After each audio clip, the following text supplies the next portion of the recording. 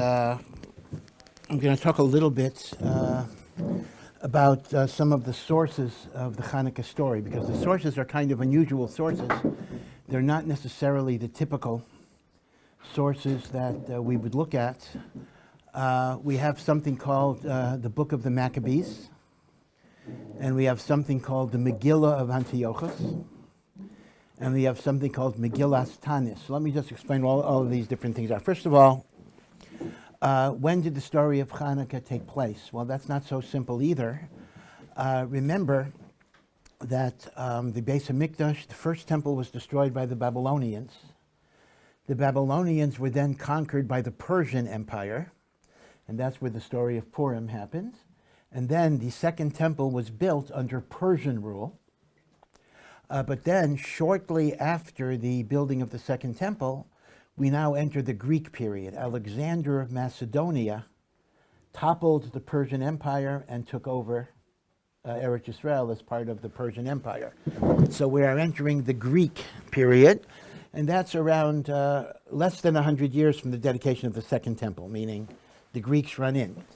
Now, Alexander of Macedonia is known in history as Alexander the Great. We ourselves do not call him the Great, but he's called in Chazal, he is called Alexander Muktan. Muktan, it just means Macedonia.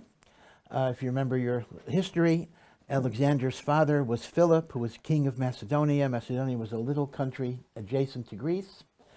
Alexander grew up, became a world conqueror. Not only did he conquer Greece, but he conquered everything, the Persian Empire, everything else. Alexander died at the age of 31 or 32. The official cause of death is plague. He was engaged in an African campaign. Many say that he was poisoned.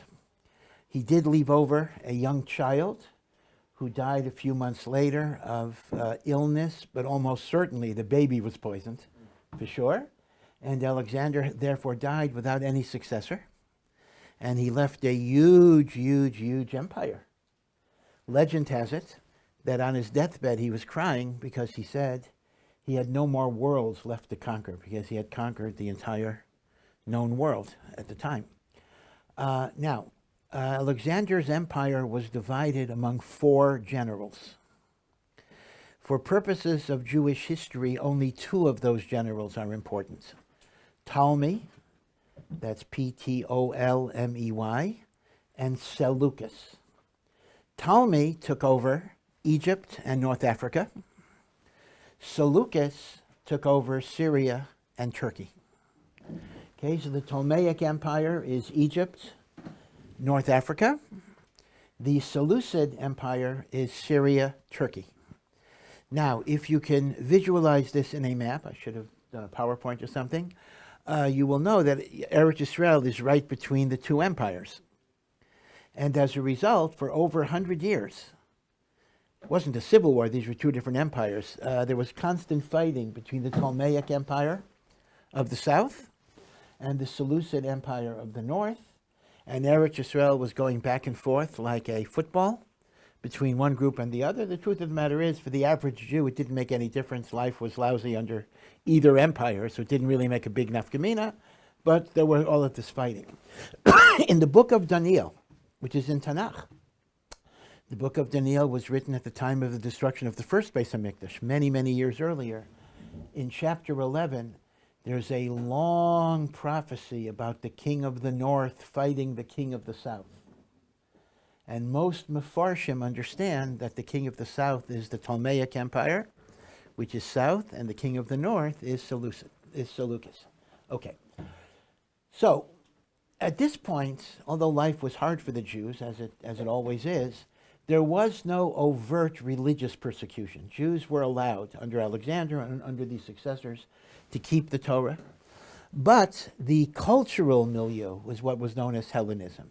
Greek culture, Greek philosophy, Greek athletics, whatever it would be. So on a voluntary basis, much like America, let's say, or even Israel, many Jews were assimilating, many Jews were giving up the Torah, many Jews stopped keeping mitzvahs, not because of some persecution. They were just doing it because Hellenism was a meal ticket to be successful in that broader society. So the Chanukah story starts when a man called Antiochus III, he's not our Antiochus, Antiochus III, who's actually called Antiochus the Great, finally decisively crushed Ptolemy and conquered the land of Israel. Okay? Antiochus III. Antiochus III, though, once again, didn't do anything against the Jewish people. Just he was a ruler. And like all rulers, he was a despot and a dictator, but he was not singling out the Jewish people for any particular decree. So the Chanukah story starts when Antiochus III dies and has a son, Antiochus IV. Truth is, like these bad horror movie sequels, there'll be a lot of Antiochuses. There's the fifth, the sixth, the seventh, it keeps on going. But the anti-hero, the bad guy of the Chanukah story is Antiochus IV. Now, Antiochus IV gave himself the name Antiochus Epiphanes, which basically means Antiochus the Divine. You know, he had certain delusions of grandeur. Behind his back, his own subjects, the non-Jewish subjects, changed one letter. Instead of Antiochus Epiphanes, they called him Antiochus Epimanes. And if you know your classical Greek, which I don't know it either, Epimanes means the insane. So Epiphanes means the divine. Epimanes means the lunatic. So he called himself Epiphanes, and they called him behind his back Epimanes. Now, what was Antiochus' agenda here? So here's the interesting thing.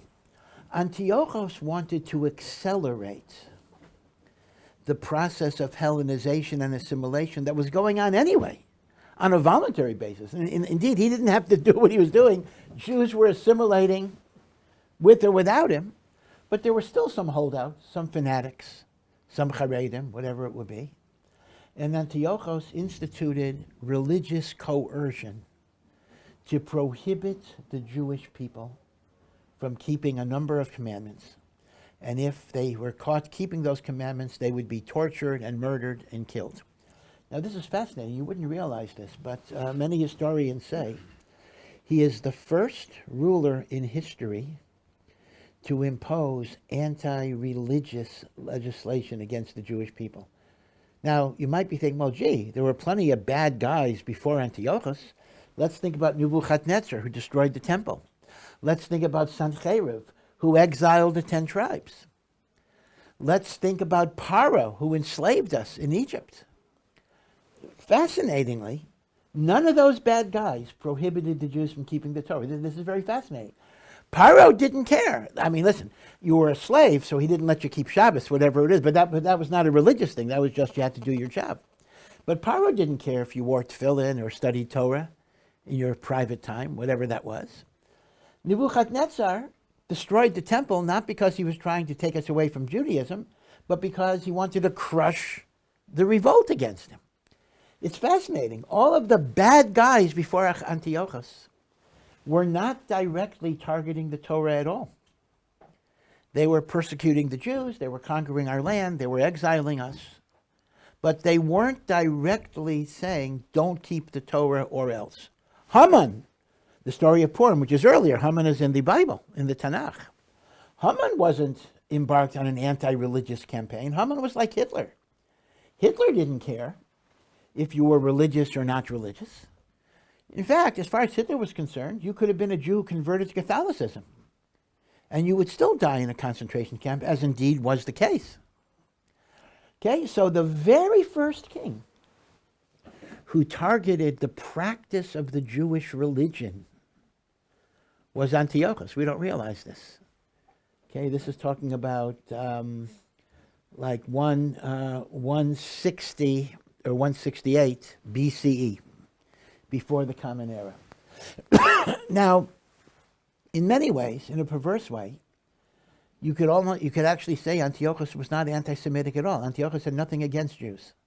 He basically told his Jewish subjects, you will have full political, social, and economic rights in my kingdom as long as you give up your old-fashioned religion. Okay? He was not anti-Semitic in that sense. He was anti-Torah, and the reason was because he wanted to accelerate the process of assimilation and the like. Problem was, from our perspective, most of the Jews went along with it. Many Jews went along with it before Antiochus. Other Jews went along with it because they were scared of losing their lives. But there was a small group of people who decided that we are going to revolt, we are going to fight, we are going to stand up. And these people are known as the Maccabees or the Chashmonaim, the Hasmoneans. Now, I just want to give you a little difference between the two names. Chashmonai was the name of a particular family of Kohanim who were the leaders or the instigators of the revolution. The spiritual head was a very old man who died shortly after the rebellion started. His name is Matisyahu. He's Matisyahu, the son of Yochanan. Kohen Gadol. Now there's a whole big machlokas. Was Matisyahu the Kohen Gadol, or was his father the Kohen Gadol? Matisyahu ben Yochanan Kohen Gadol. So machlokas how to learn that. And Chashmonai is the family name. Right? So the Hasmoneans refer to the family where Matisyahu and his 5 sons, Matisyahu had 5 sons, Elazar, Yochanan, Yonasan, Shimon, and the most famous of the warrior sons is Yehuda, Judah the Maccabee, etc. I'll get to the Maccabee in a moment. But they are known as the Chashmonaim. And at the end of the revolt, they actually established a Hasmonean monarchy that lasted for 100 years until the Romans came in. Okay, now, Maccabee is not a family name. Maccabee was originally appended only to one of the sons, Yehuda. He was known as Yehuda HaMaccabee. Now, what was Maccabee in those days? It was not the health service or the like. But Maccabee, there are 2 interpretations. It depends if you spell Maccabee with a chaf or with a kuf. If you spell it with a kuf, it means hammer, a sledgehammer. And he was called Yehuda the Maccabee because he was such a powerful warrior. He was like a sledgehammer. If you spell Maccabee not with a kuf, but you spell it with a chaf, so then many commentaries say it's an abbreviation of a pasuk in the Torah, Mi kamocha ba'elim Hashem, who is like you among the mighty God. So the first letter of those words are Mem Chaf Beis Yod, and that was said to be their banner. When they went into battle, they had the banner of who is like you, God. Others, the Chasam Sofer gives another origin, that Maccabee might be an abbreviation of Matisyahu. Matisyahu Kohen ben Yochanan. Matisyahu the Kohen, the son of Yochanan. Now, you may ask me a question the following. The primary source for the history of Chanukah is not in the Gemara. The Gemara gives very, very few details. You're not going to get a story from the Gemara. The Gemara just says there was a war against the Greeks. That's like all it says. So where do we know the details of the Chanukah story?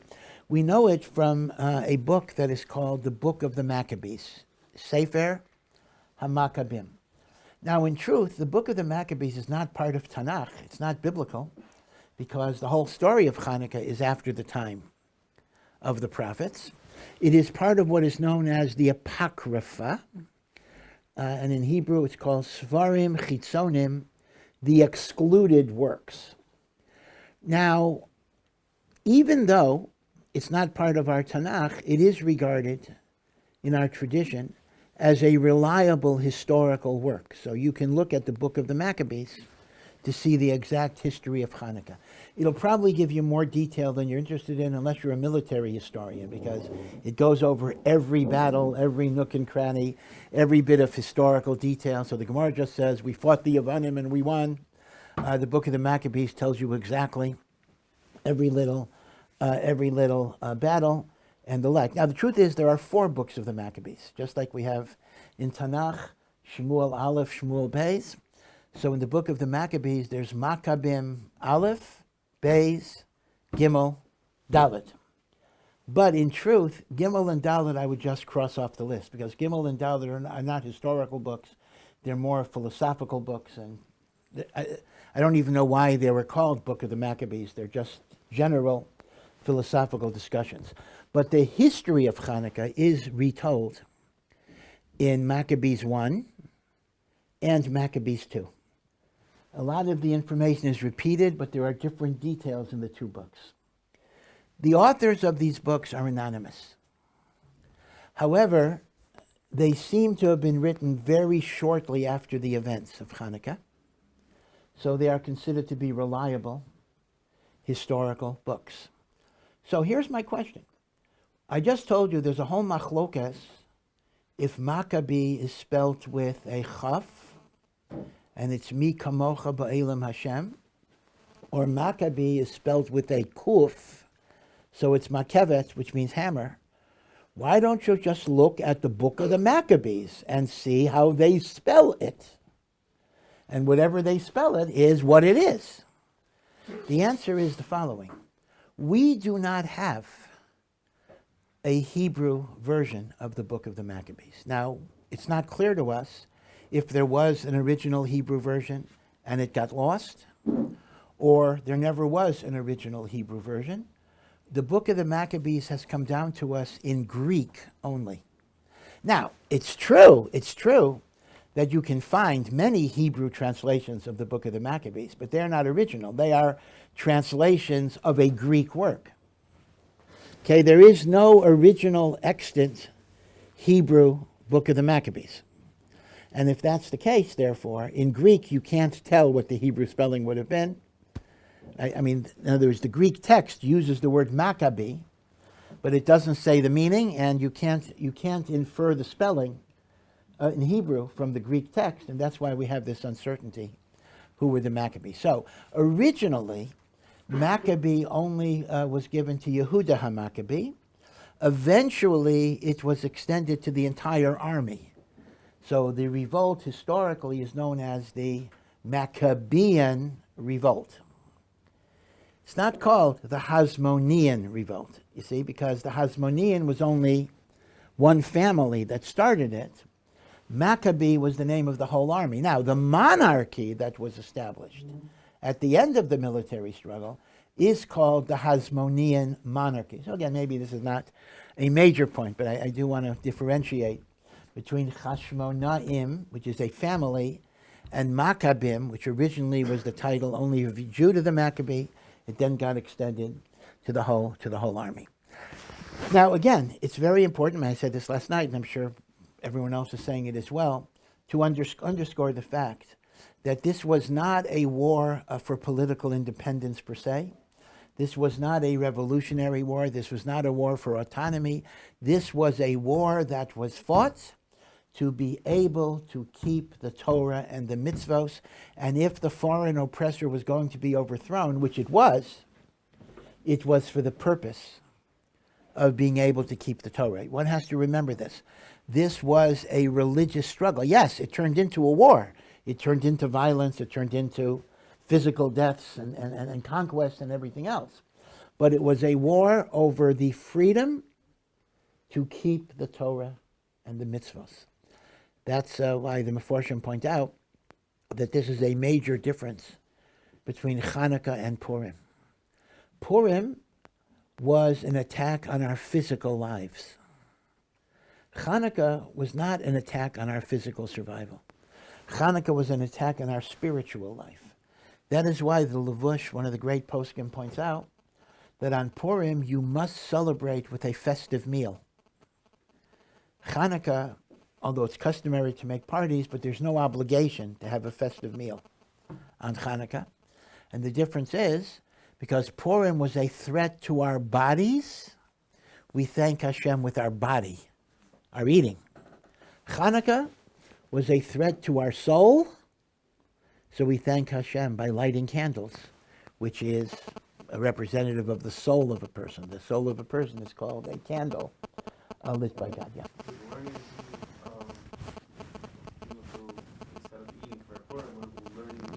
Well, I think that's certainly of course it's appropriate to learn on Purim too, but yeah, That's correct. Learning is a very important inyan. For various crazy reasons, it's not very clear. In many places in Eastern Europe, among many, many from people, there was a minhag on Chanukah to do a lot of gambling. They play cards and gamble. In fact, even dreidel. Dreidel is a form of gambling in its original way. But the truth is, the Gedolim were it was a folk custom that was very widely practiced. Dice playing, cards, Chanukah thing. But the Gedolim point out that those are not the best ways to spend your time, and certainly Torah would always be a wonderful, wonderful thing to do.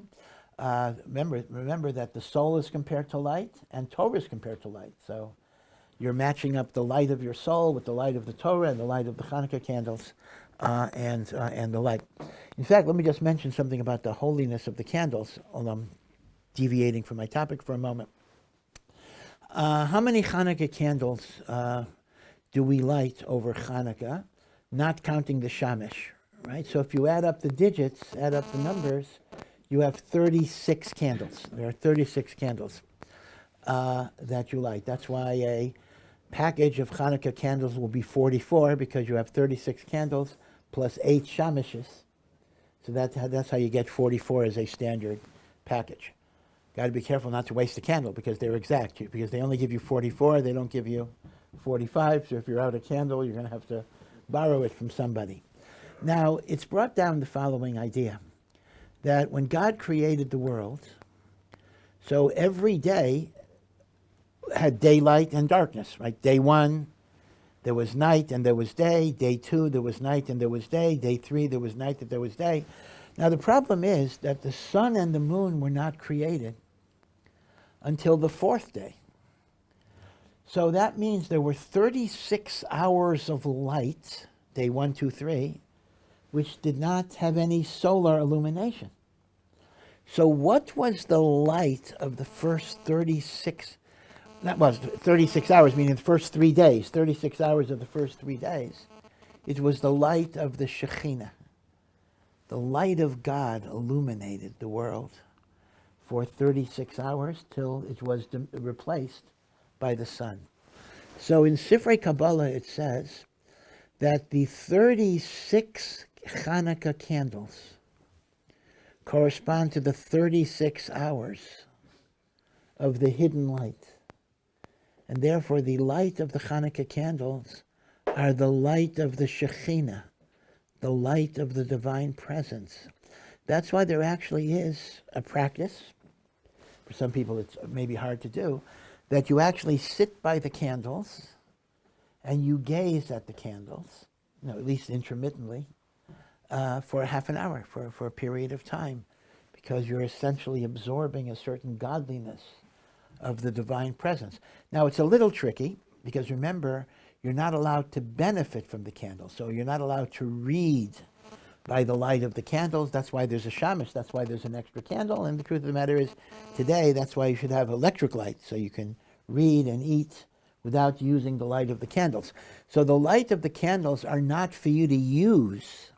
You don't derive benefit, but there is a concept of gazing at them, kind of absorbing a divine presence in there. Now, I mentioned last night that in the middle of this war, at some point, Antiochus' soldiers actually entered the Beis HaMikdash. They entered the Beis HaMikdash. They didn't destroy it, but maybe they did something even worse. They didn't destroy the building, but maybe they did something even worse. They desecrated the building. What do I mean by desecrate? Very, very specifically. They built chambers of prostitution in the Beis HaMikdash. They erected idols in the Beis HaMikdash. They sacrificed sacrifices to idolatry. They even put pigs. They slaughtered pigs in the Beis HaMikdash, etc. And they didn't allow Jews access to the Beis HaMikdash for 3 years. 3 whole years. We could not go to the Beis HaMikdash. We didn't have the daily offering. We didn't have the Shabbos offering. We didn't have the pilgrimage festivals. 3 years. We had no access to the Beis HaMikdash. And the book of the Maccabees discusses all of the techniques of guerrilla warfare. It's very interesting, before you guys were born, but You certainly have heard of the Vietnam War, and Vietnam was a very interesting situation because essentially what you had was a bunch of rice paddy farmers wearing funny hats were able to more or less defeat, we don't call it that, but everyone knows, the United States essentially was defeated in Vietnam. Right? We were trying to prevent a communist takeover by the North of the South, and essentially, they took it over, and we left. And the Vietnam War was very, very controversial, but one of the psychological wounds of Vietnam was to the ego of the United States. How could the greatest, most powerful military force in the world be defeated by a bunch of rice farmers engaged in guerrilla warfare tactics? So what's interesting is, historically, there actually is such a precedent, and that is none other than the Maccabean revolt that took place over 3 years, in which the Maccabees were essentially an unarmed, untrained group of people who were not professional soldiers, who were fighting, and this is not an exaggeration, the most powerful military force in the world. The Syrian Greeks. Again, the Roman Empire did not yet achieve a level of dominance. That'll be in the next century. At this point, the Greek army is it. So I understand that during the Vietnam War, the Book of the Maccabees was required reading in West Point when they were training soldiers. And they had to have a sense of how do you fight guerrilla war, or what's the secret of guerrilla warfare? How could they be so successful? Well, look at the Maccabees, and then they were trying to devise counter strategies to the Maccabees. So they were reading the Book of the Maccabees, I think, for a reason that's different than why we would read it. Unless you like military history, I don't think we would read it because we want to know the military strategies. We read it for the spiritual message. But in West Point, they were looking at it for the military information that's in the book. But after 3 years of fighting, we finally regain access to the Beis HaMikdash. And you know the amazing thing? The Book of the Maccabees is very specific because it gives you exact dates. On the 25th of Kislev, that's today, first day of Chanukah, Antiochus has entered the temple and desecrated it. 3 years to the day, we got in the same day. In other words, the day that became Chanukah was the day, 3 years earlier, that the temple had been desecrated. Chaf Hei Kislev, the Chaf Hei Kislev. 168 BCE, 25th of Kislev, the Greeks entered. 25th of Kislev, 165 BCE. Remember, the numbers go smaller when you're BCE. When we entered it. Okay, Me'es, Li'es, Mamash. And then we have the familiar story, etc., of the oil. But again, that's not in the Book of the Maccabees, and I'll discuss that as well. In other words, in the Book of the Maccabees, we just read, on the 25th of Kislev, we re-entered the temple. And we dedicated it, and we consecrated it, and we purified it.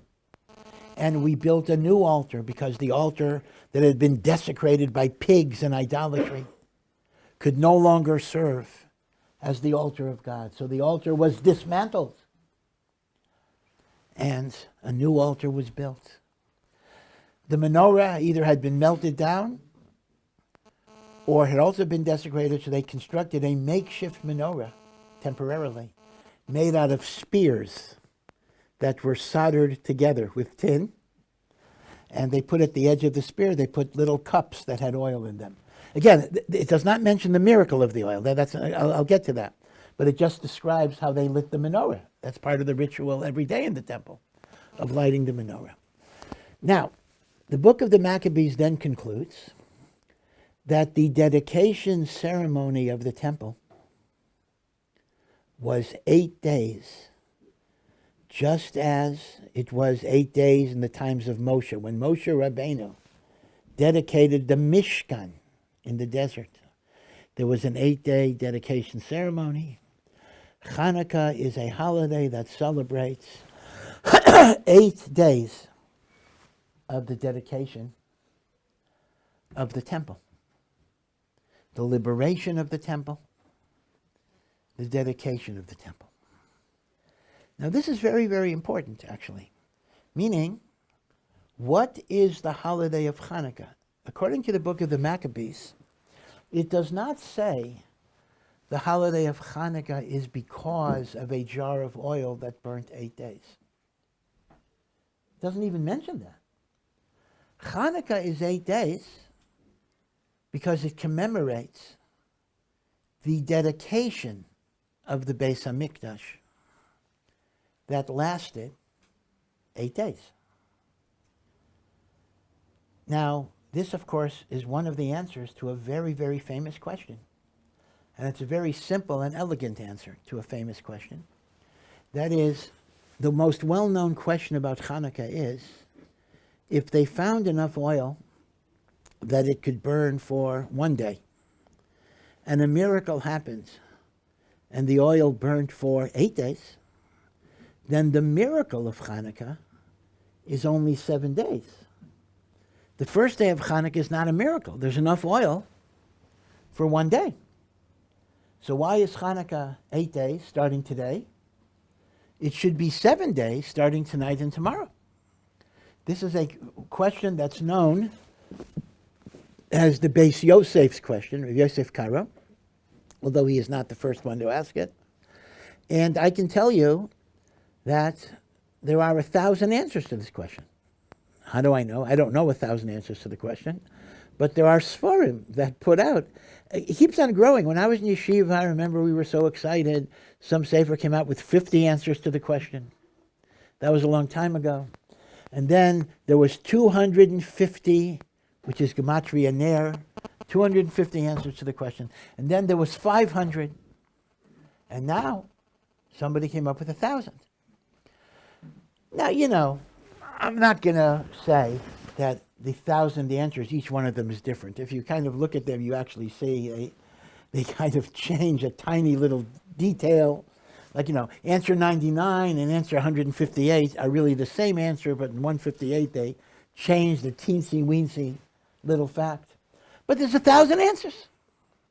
But I'm not going to give you 1,000 answers. I'm just going to give you one. According to the book of the Maccabees, there's a very simple answer. Chanukah is not 8 days because of the miracle of the oil.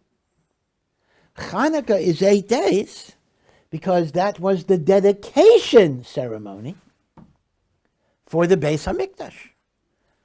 Yeah, we do commemorate the miracle of the oil, but that's not the 8 days. The 8 days of Chanukah, and quite literally, what does the word Chanukah mean? Chanukah means dedication ceremony. Chanukat Habayit, the dedication of the Beis HaMikdash.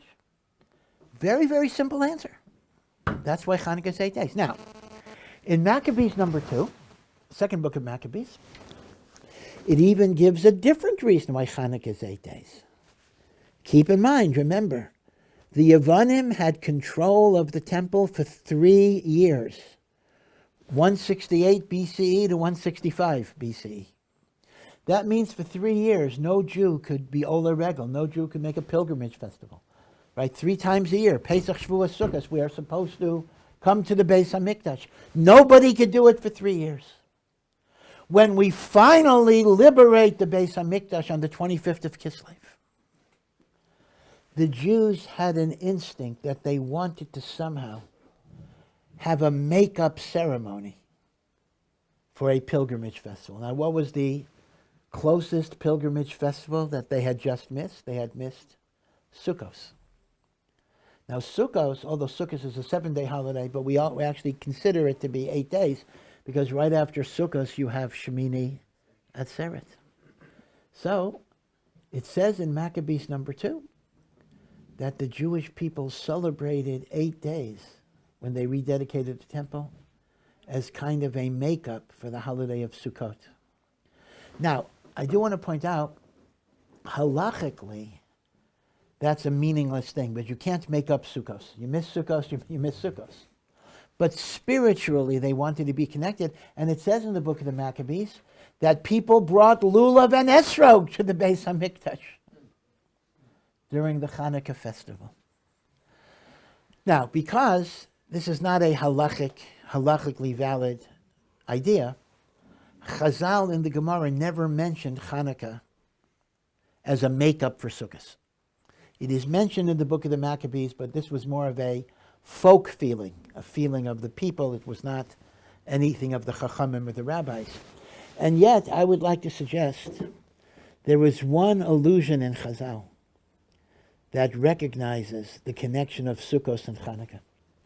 And that is, you'll remember, or maybe you've learned it, there's a famous machlokas, Beis Shammai and Beis Hillel. How do you observe the mitzvah of lighting the Chanukah candles? Beis Hillel, of course we follow Beis Hillel says, you add a candle every night. Night 1 is 1 candle. Night 2 is 2. Night 8 is 8 candles. Right? That's what we do. Everybody does that. But you know, Beis Shammai says the opposite. Beis Shammai says, you start with 8 and you go down.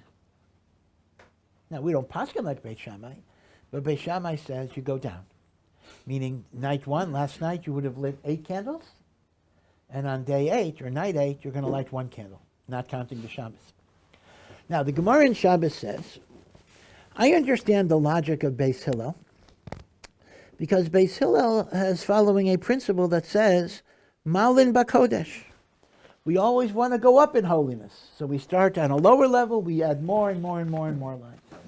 But why would Beit Shammai go down? Why would he light the candles in descending order?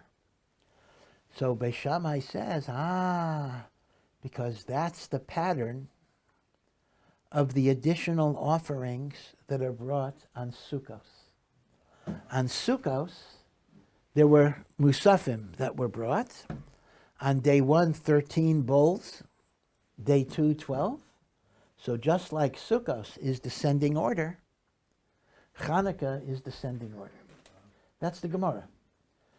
Now you're still left with the question, why would Chanukah be correlated to Sukkos? There's no logical connection. I would suggest the logical connection is the passage in the Sefer HaMaccabean 2 that says that the whole reason for the 8 days of the Chanukah holiday was as a makeup for Sukkot. And that was preserved in Beit Shammai's Masorah, that you light candles corresponding. Now, the common denominator between Maccabees 1 and Maccabees 2 is there is no mention of a jar of oil that was pure, that only had enough for 1 day, that lasted for 8 days. It literally is not mentioned in the story at all. So, if you're academic, secular, non-believer, you will say things like, made up story, didn't happen, etc. That's not our perspective. If Chazal tell us in the Gemara that there was a miracle of pach hashemen, a miracle of oil, then we absolutely, positively believe that such a miracle took place. But, admittedly, you are then left with a difficult question. If such a miracle did take place, why was it not mentioned in the historical chronicle of Maccabees 1 or Maccabees 2, both of those books, which are the closest historical works to the actual events, do not mention at all the miracle of the Pach Hashem. And this is a very, very good question. So there are different answers that are given, and that is, some suggest, and if you think about this, this makes sense. This was not a miracle that many people even knew about. Remember this, the menorah is located, Rabbi Kaplan mentioned this last night, the menorah is located in the temple building called the Heichal. That's where the menorah is. Only Kohanim are allowed to enter the Heichal. A Yisrael could not enter the Heichal. And even if a Kohen enters the Heichal, unless he's there for 24 hours, if all he does is he walks in and he sees a menorah burning, he doesn't know that it's been burning, for 8 days or whatever it would be. Maybe it was lit 5 minutes ago. So very few people had access to the menorah. Even people who had access didn't necessarily realize it had been continuously burning. And you can also approach it from an opposite standpoint. In some ways, at that time, it was not even so unusual. Because remember that even before the Chanukah story, there was one candle of the menorah that never went out. One candle. The menorah had 7 candles. But that's called the Ner Tamid. Do we have a Ner Tamid over the ark here? Okay, whatever. So in a sense, for the candle to keep on burning and not going out was actually a normal feature in the Beis HaMikdash, although it was only one candle, and here it was all 7. Which means we do believe there was the miracle of the Pach HaShemen, for sure, but it was not the dominant reason for the holiday of Chanukah, either because many people weren't aware of it, or conversely, they were used to a type of miracle in which the light kept on going, because there was the Ner Tamid in the Beis HaMikdash. So, what you actually see is the following. I hope this doesn't sound too academic. I can get in trouble for being too academic. And that is, we absolutely, and again, this is the single most important thing you have to walk away with, we absolutely, positively, totally believe in the miracle of the Pach HaShemen, right? We're not going down the path that says it didn't happen. It 100% happened. But it was originally not the emphasis of the holiday of Chanukah. The emphasis of the holiday of Chanukah was the victory over the oppressors that stopped us from keeping the Torah. And that is why in the Al Hanisim prayer, once again, let me call it to your attention, like the book of the Maccabees, there's no mention of the oil. There is no mention of the oil. What does Al Hanisim say the holiday of Chanukah is about? The fight against the Yevanim that tried to take us away from the Torah.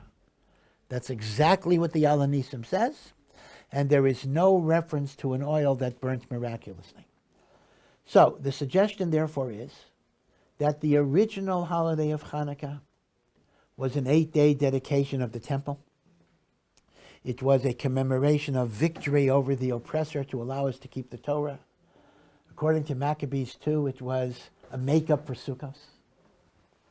Later, at some point later, Chazal decided to memorialize the miracle of the oil.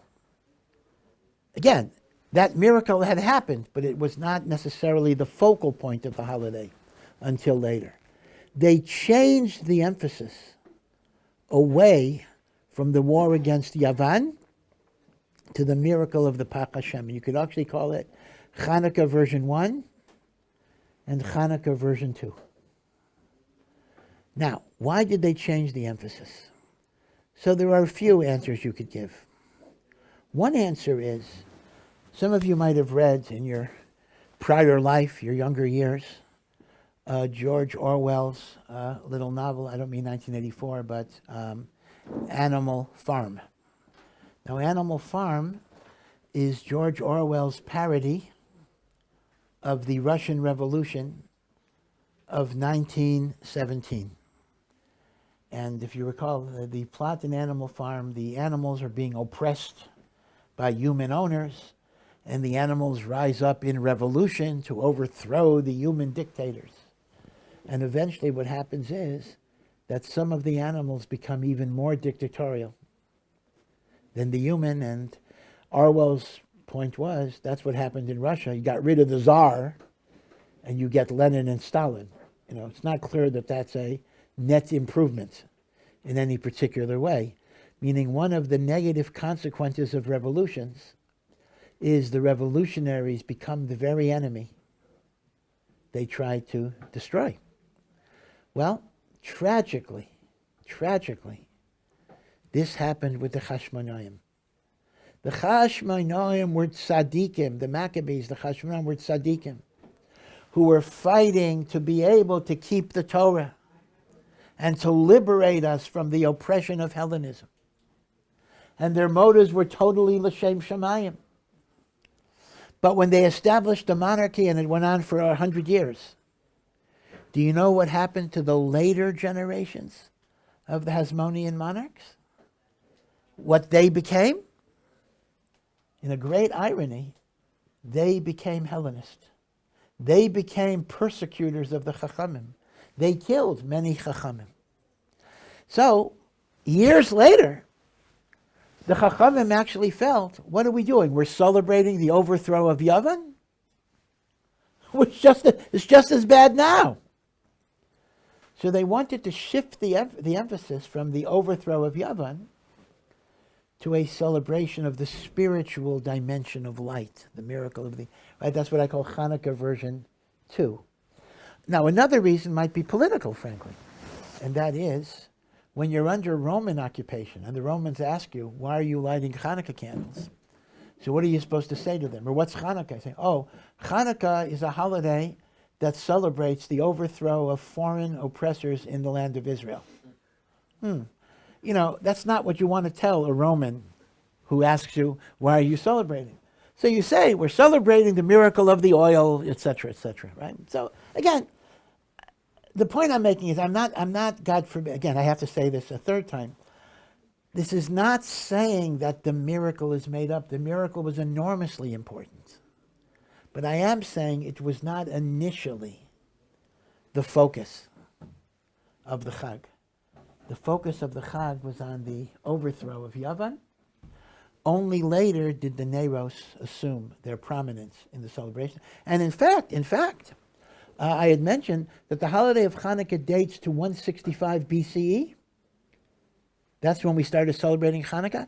There are Achrayim that say beferish that there was no takana of lighting candles till after the Churban Beis HaMikdash in the year 70. That's more than 200 years later. So I can show you Makairis in recognized Achrayim that say that for 200 years we celebrated the holiday of Hanukkah with Hallel and Alanisim, and there was no mitzvah of even lighting candles. See, this is a very foreign idea to assimilate because we're so used to the idea that the very definition of celebrating Hanukkah is the lighting of candles. Not true. The real definition of celebrating Hanukkah is Hallel. And that was the original thing. The lighting of the candles may have come, not everybody agrees with this, but some Achrayim say the mitzvah of lighting the candles was not until after the year 70. So from 165 BCE to 70 CE, we celebrated Hanukkah with Hallel. The argument goes because when we had a Beis HaMikdash, we were lighting the menorah every day, so we didn't have to have a special mitzvah of lighting menorah in our houses. It's only when we lost the menorah in the Mikdash that we started commemorating the menorah.